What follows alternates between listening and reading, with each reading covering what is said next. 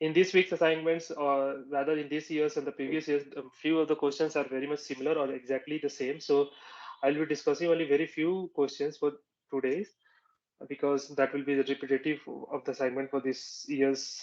So you have to do that by your own. But hopefully all these assignments are not based on the numerical, and these all are like theoretical type of assignments, which if you have gone through the lectures properly, you will be able to answer all the questions which are given in week 7 assignment. So with that, let us start today's session. So today, the first question which we'll be looking is that this what are the different types of control in robotics, or rather in robotics manipulators. So when we talk about robotics manipulator, what are the uh, different types of uh, these controls which are there, and which you know about. So let us so these different types of controls are based on the different classifications. So then based on different requirements, so the controller which exists are divided depending on the different requirements. So let us look into one by one. So first, let us look into this the broad classification of motion control. So if you look into the broad classification,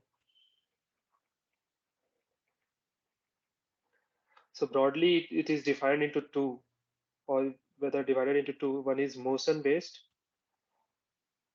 and the second one is model based.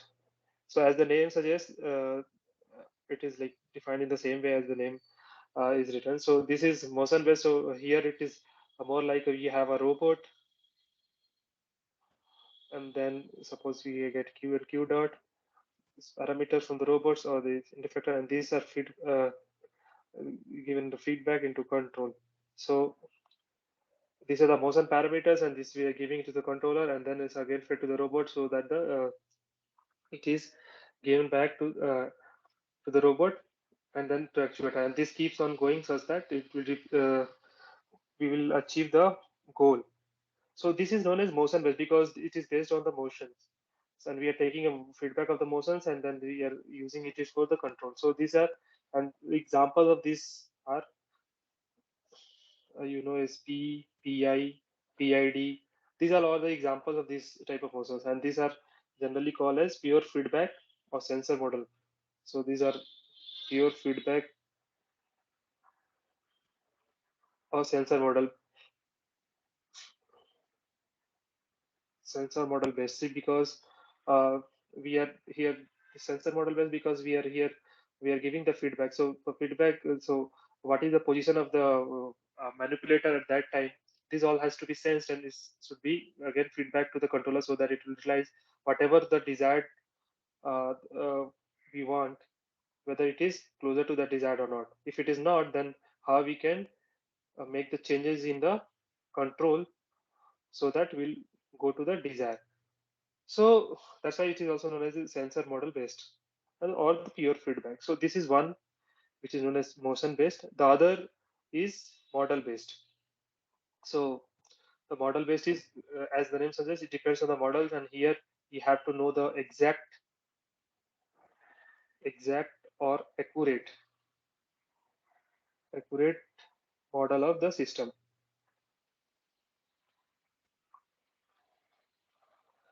Right. So basically, it's like So if suppose if we have a serial manipulator like this, all this, uh, the all the systems in some other frame, and if that whatever actions we'll take, it will directly implemented into the actuator or directly. So there is no external. So this type of control is known as model based, because the model exact dynamics you can write, and based on the dynamics you try to control, and we think that there is no uncertainties in the dynamics. So that means that exact and accurate. So these are the two types of the control with the in the broad classification. Further, if one will try to like classify this control, we can it can be done using the application. So the another thing, so this is one, this is another thing will be based on application. So one can classify the controller based on application. So how can you then? So what are the different applications? So one is, suppose you want what, motion, or simply if you're talking about this a position control. So suppose uh, let me write this out. So suppose you have this and there is a an int effector at the end of the serial manipulator. So you want to control the position of this int effector. So suppose you have to do some task here and then here and then here. So how will you plan this? So when to come here, how to go here or here. So this, so basically you're controlling the position of the int effector, because that is only what matters, because we want to position this to here so that it can complete that task here, then here and here. So all you need is that position. So this is the application and this is based on application. So this is one type, that is motion or position control. The other is that force control. Force control, that is also an application, because suppose in the robot is being used for the task like glass cleaning. So in like industries, if you want to clean the glass by robot, or painting, you want to do the painting, or if you want to tighten some screw on the cars or some big machinery things, we'll be using a serial manipulator. So how will you do that? So when you, that end effectors would have some force control, because how much force has to be applied, that has also to be controlled. Otherwise there might be having a consequences which you don't need, or that is not desirable. So or it may cause a breakage.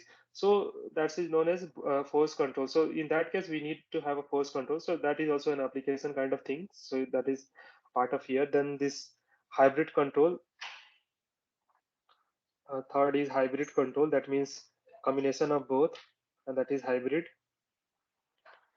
So this is another, and then fourth is the impedance control. So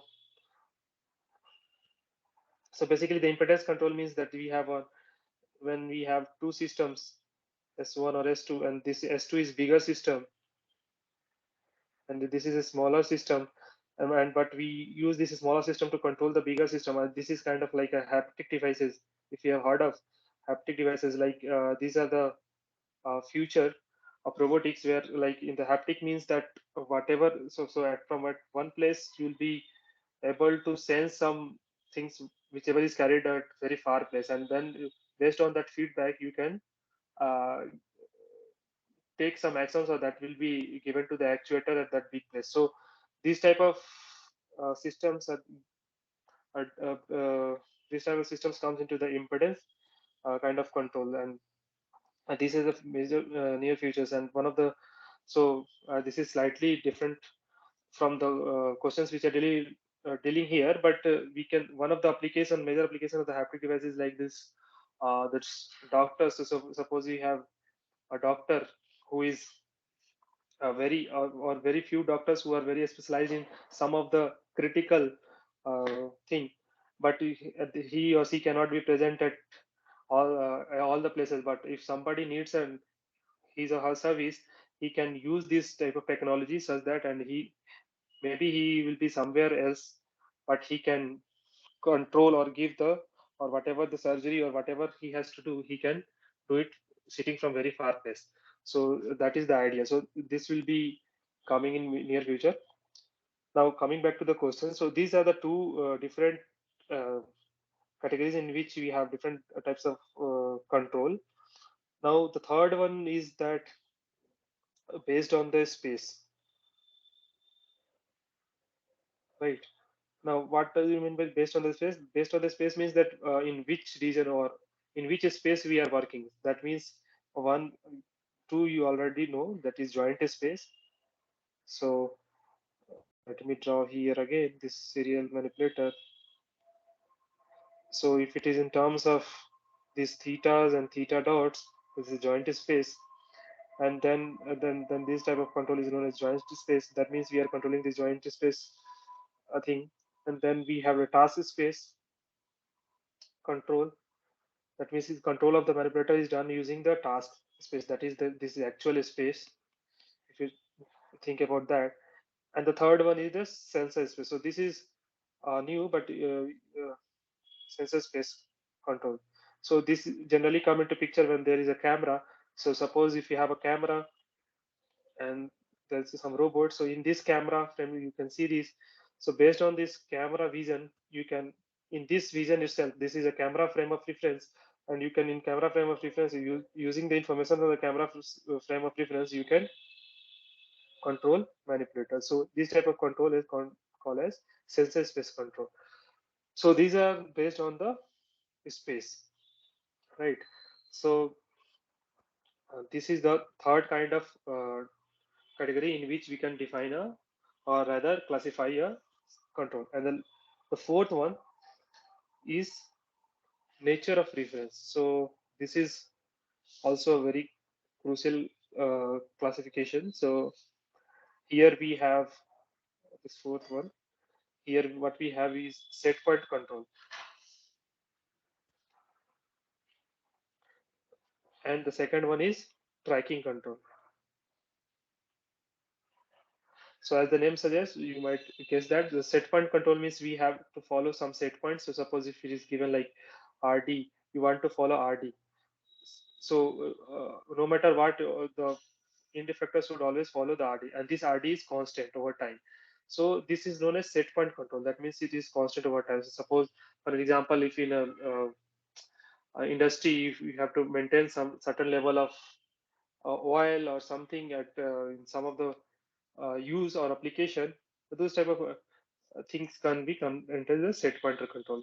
And then we have tracking control. That means this, the same thing, this RD will be there, which you want to follow or control, but this will be a function of time. That means with time, this reference point will be keep on changing. So that is known as tracking control, and that is most of the times we'll be doing in what robotic system. So if we have a manipulator, we will, and this is an end effector. This end effector will have to follow some of the points. So these are the reference points which has to go, and it is kind of a tracking.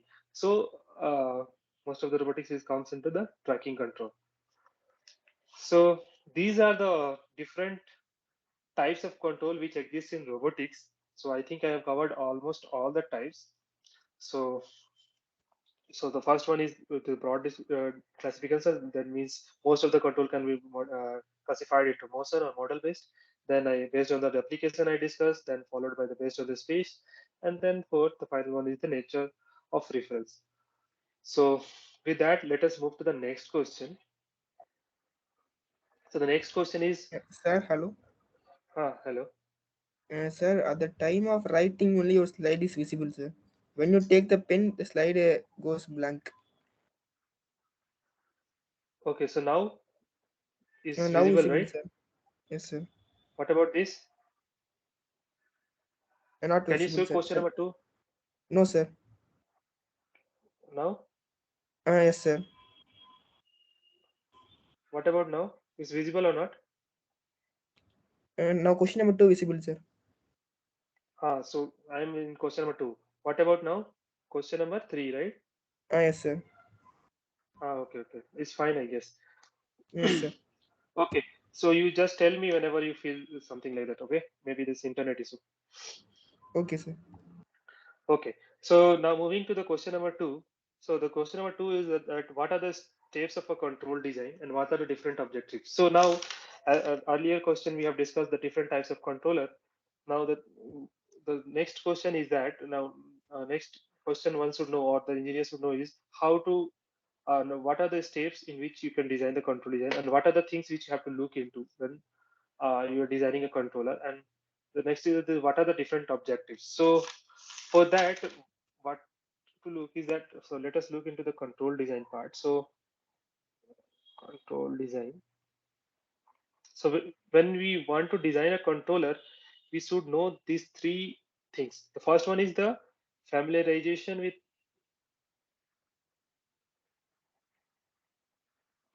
the physical model or system. So one should be very much familiar with the model which he is or she is looking for. So suppose if you have a system, you should be knowing about it. All the characteristics or parameters you should be knowing. So as the more you know, the more stable kind of controller you can design. So parameters or the dynamical equations and everything. So that should be known. So that is one part. The second is modeling. So how you can model the systems. And the third, which and the most important thing is the control specification. So like in your application, what do you want? So what do you want? You speed of convergence. That means how fast it should converge uh, to the solution or the steady state, or how much error how much error uh, error can be tolerated. That that means a steady state error. So which one, so what all the specification you need for this control. So whatever control you are designing based on the application, which one you is need. You want faster control, you want a lesser error, and so on. So these three aspects are the part or the steps of control design. So this is about the steps. Now moving to different objectives. So what should be the objectives? So one's objective is the stability. That means whatever you design, it should be stable. Stable means that at after some time, so the controller, so given any input or given any desired trajectory or position, it should go to that position after some time, or though that those positions are stable, so that or the controller don't have to like take a infinite kind of uh, input or infinite kind of effort to go to that position. So in that sense, it should be stable. The second one is regulation. That means how it is regulated based on the different references point. And then the third one is target tracking. So these are the objectives. Target tracking, how it can track the target if the target keeps on changing. And fourth one is the optimization. Optimization. Now, optimization like it deals with how the controller can be optimized based on the different parameters, so that you need a lesser requirement of the resources, or so and or the computational resources, or whatever is required to execute the control for the application. How can you minimize that? Or if some of the parameters like in improvement in the control, that how can you maximize that? So how can you make the controller more accurate and more user friendly, as well as more effective and more what you can say, yeah, so more effective, more user friendly, and all this in lesser time it should execute, and so on. So this type of optimization problem should be also the objective of the controller. So these are this control design part. So these are the three things which you have to keep in mind, and then these four are the objectives of the controller. So with that, let us move to the third question. The third question. So can you see the third question slide, right? Oh yes, sir, visible, sir. Okay, okay, thank you. So the third question is that the adaptive control aims at controlling with a small error a class of robotic manipulators where the model is not accurately known with the same controller by ignoring the effects of unknown effects, right? So, and the question is of true and false. So what we have to look is the what is the adaptive control, and if you know about the adaptive control, you can easily answer this. So when you talk about adaptive control, it deals with suppose if you have an example, so if you want to do something, and suppose is for which it is required, like suppose a kg of payload you want to carry, and there is some change, suppose a plus delta a, so kg of payload now you have. So the controllers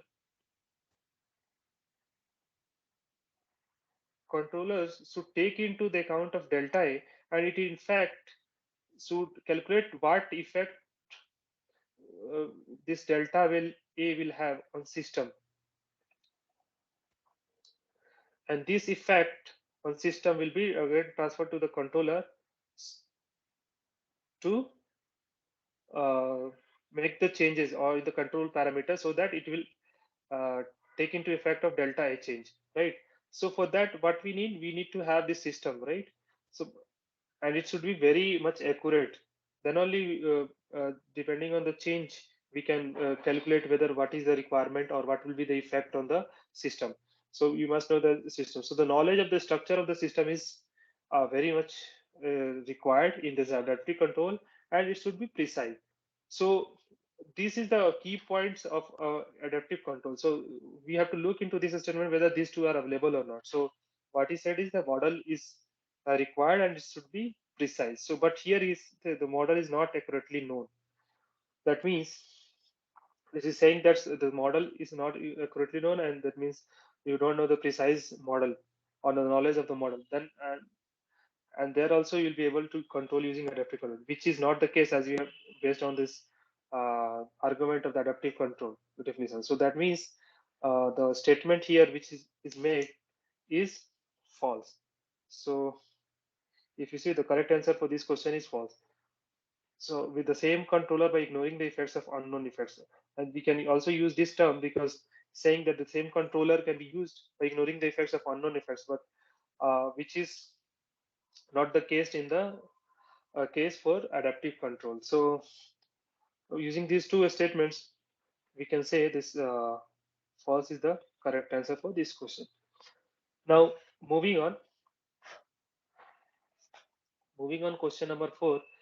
The question of 4 says that motion control is a subfield of dash. So there is a blank dash encompassing the systems or subsystems involving a moving part of a machine in a controlled manner. So motion control. So as the term suggests, motion controls, that means that we are trying to control some movement, right? And so and now we have different options to choose from. So the motion control is a subfield of what? Machines? No, machines, you know that there are different machines. Then in kinematics, processing, navigation, automation, and accounting. So the best match for this fill in the blanks is automation, because here when we try to do motion control, we kind of try to automate the systems. That means we want to, like, the controller itself should think about the change. So once we give that we have to go from here. So suppose if we have a car, we have, and we give that it should go from A to B. So the car should have the control that how it should go from A to B, right? So this kind of things is kind of a part of what? Automation, right? So the controller should only get the initial this target trajectory, or rather the initial and the final position, and then it will try to make a trajectory and try to follow it. So and this whole thing is known as automation, right?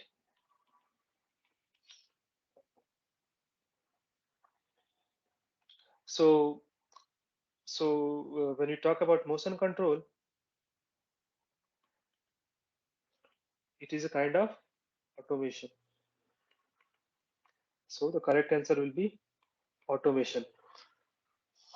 Or if you try to look in the case of manipulator, this is an end effector. Suppose you have to go from here to here. So all you need is that you will plan and you will give this controller, and this controller. So suppose you have the connection of the controller. This is the actuator. The controller will be somewhere in the base, and if you give the signals, the controller will be, and the controller will only take this A and B. It will take the input A and B, and it will first try to implement the control laws based on the what you have designed, and it will follow from A to B in automatic, and no human intervention is needed. So from this also you can see that this is an automation process, right? So the correct answer for this question is automation, right? So with that, let us move to the next question. So the next question is, the inverse differential kinematics or inverse dynamics is equal to what? So to answer this question, one should must know what is IDK and uh, kinematics position control, right? And IDK control. So this is inverse dynamics control and this is kinematics control. So inverse dynamics control means that you have to like when it is given a manipulator and kind of you have a interfactor position, you try to find out the different joint positions and velocities and all. So or here, so so we have the control of what? The joint parameters and how we will be giving these joint parameters to get this interfactor position. So this is how we'll be controlling using IDK. Now this is what? So you have the system and we want to give the joint position and velocity such that it will end up in certain position, right? So you know the basically the system model, and you want to based on the system model, based on the system model, you want to give this theta or theta dot so that it will achieve to some what you can say some trajectory or position or whatever is required, whatever control you want to do. So so these all are based on what? System. So you basically know the system model, or rather this for this serial matter, you know that what theta or theta dot will be given to go from at a particular interfactor position. And so if you look into that in the control aspects, it is like given a system, we are feeding theta or theta dot, and it's give the output in what? Actual space. And there is no feedback mechanism is there, right? So this kind of uh, uh, controller can be called as feed forward because we are feeding forward from here like theta or theta dot. So what are the theta or theta dot we want to give to the system to get a particular position or trajectory or whatever velocity or whatever. So this kind of systems are a feed forward because we are giving a particular thing and we know that the system model is like that. So we know with that using that system model, if you give those things, those inputs will get that output. But in reality, what will happen if there is a there actually in physical system there will be uncertainty in the model or in the interfactor model, or also there will be some errors due to the environment and many things. So, but that is not taken care here. So it might happen even if you give theta dot to. So suppose we have a manipulator and this is an interfactor. You give it to theta dots of these three joints like suppose theta 2, theta 1, theta 3. So if you give these all three and we expect that it will come to A, it might happen that this will come to somewhere here. So there might be some error due to some other uncertainty. But here, when we're talking about inverse analysis, we don't bother about this error and all. We only have this system model and we try to give this based on the system model. We give this theta or the feed forward and we aim or the we believe that it will reach to the desired position based on the system model we have calculated the input. So it is a kind of a feed forward or a open loop control. So the correct answer for this differential kinematics or inverse dynamics is equal to the this feed forward or open control. So this is the correct answer. So moving on, next we have this question number 6, which is if mq double dot if mq double dot plus vq dot plus gq equals to tau is the dynamic equation of the robotic maneuver. So I think this type of equation we have already encountered in when we are I think in week 5 or 4. So this so we know that this is nothing but when g term is gravity, and here we have double dot, that means acceleration term. So with the acceleration, as we are talking about the torque, or this is not acceleration, this is inertia matrix,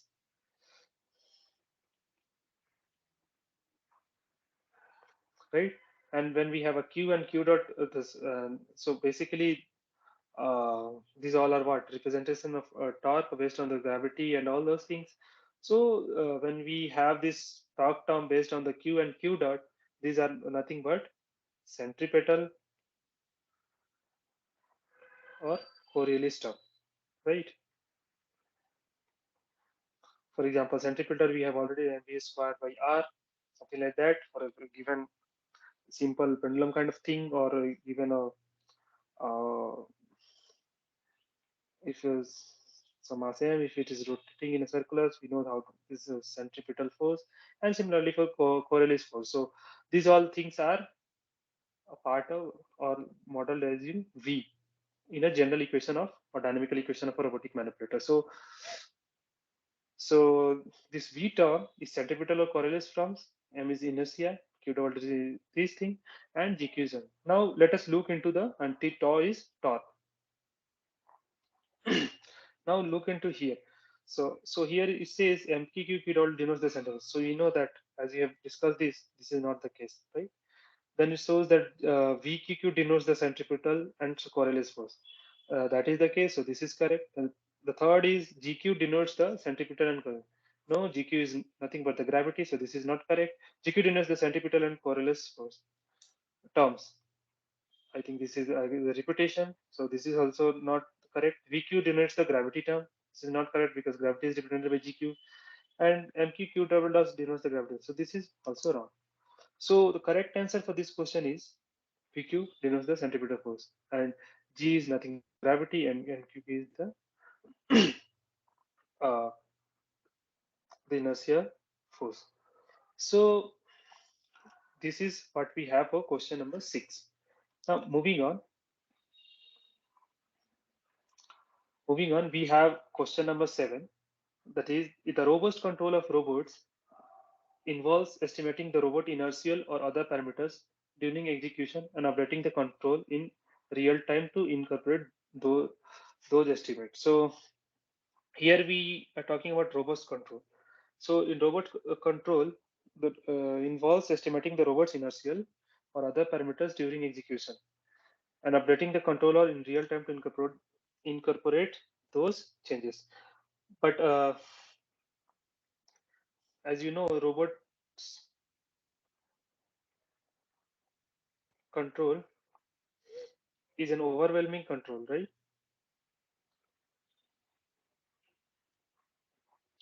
Or a high control kind of a structure. So uh, kind of like based on the errors, it will have different like control, like sliding mode control is a robust control, sliding mode control,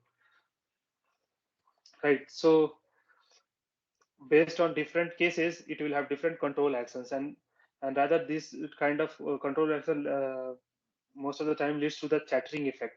Now here it's saying that this robust control of robots involves estimating the robot inertial or other parameters, which is not the case during the execution and operating the controller in the real time. No, inertial other parameters. Rather, it uh, sees the changes or whatever the feedback it is have, and it is robust in means that whatever the uncertainties come, it for the most of the for the larger part of the uncertainties, it will try to handle it, and it will have a controller for that, and it will handle it. So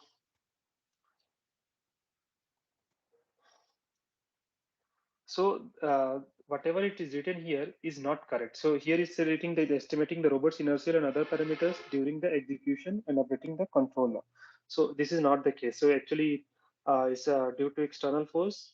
Whatever it is, it's have an overwhelming. So it kind of have this already a margin, safety margin, and we see if whatever the disturbance comes, it will try to do automatically. It will have the same control, or it will try to uh, control for that as well. So whatever written here is false. So the second option is correct.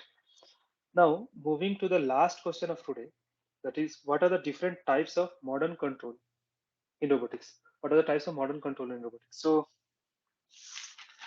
So as if you have gone through the lectures, so after 2000s or maybe from 90 itself, people have come up with uh, controls like model based at higher levels and reactive. So if you know this model based and then reactive.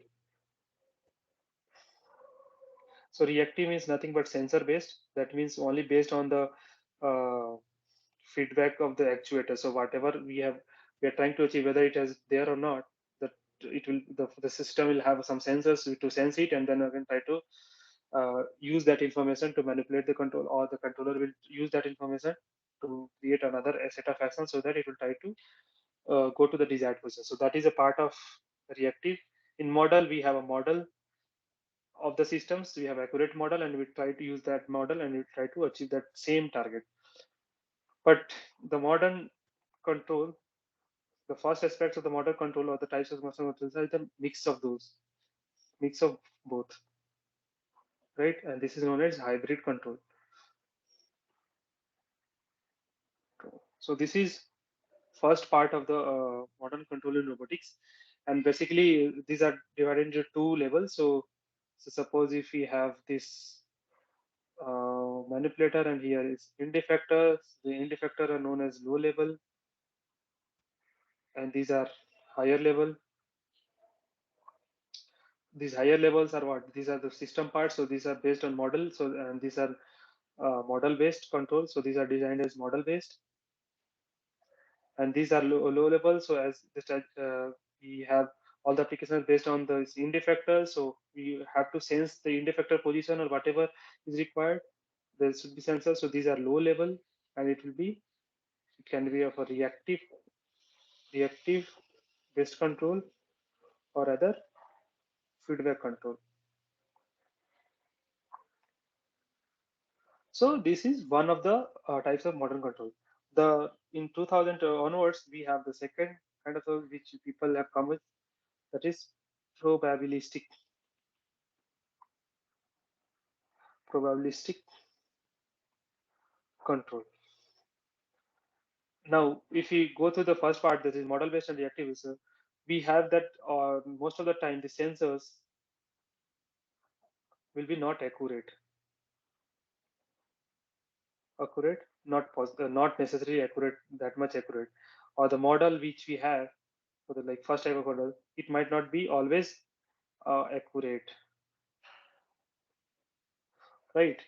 And similarly, there will be many uncertainties, right? Uncertainties. So these can be modeled using probability, right? So what are the chances, or what are the probability of sensor accuracy, and how the sensor accuracy changes in different conditions? Similarly for the model and this. So we can have some probabilistic model, and using that probabilistic model, we can try to define a controller to achieve the target. So these kind of things comes into the part of probabilistic control. And this is rather the second type of modern control which exists in robotics now. The third, and that is very common, and that is around very recent, like a decade ago, only we have started, is learning based control, which is learning based control, right? So this is very recent. So here what we have data driven. That means if we know, so a lot of data if you give to the robot, and with different data, whatever the different actions are existing, so it will try to learn that in what data or in what situation what action has to be taken.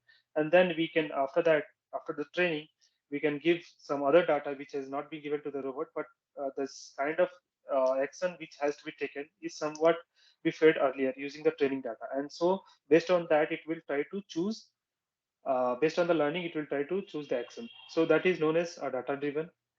Then deep learning, the similar kind of things. And then reinforcement learning, where it's like how we learn. Like suppose if we have been given some task, and if you're not doing, if you do some task in time, or whatever the task is given, if you do it, you'll get some positive rewards. And if you don't do it, you will get some negative rewards, like you will get some lower marks, or you'll get some scolding or something like that. So based on that, it will try to always the machine or the robot will try to always maximize its reward. And so based on this scheme, it will try to choose what action it has to choose. So these are the three major types of modern control which are being used nowadays in robotics. Basically, people are now moving to this third type, this learning based control. Also, this PI and PIDs, or rather this PD control, are also used in modern days. But most of the people are now like kind of also doing this hybrid of these three, or any two. So people are still like in research. People are making this kind of making a connection between these all three types, or the previous control, the classical control, and try to come up with better and better control logics for different manipulators or different kind of system. So uh, this uh, this is still an open research problem, and when we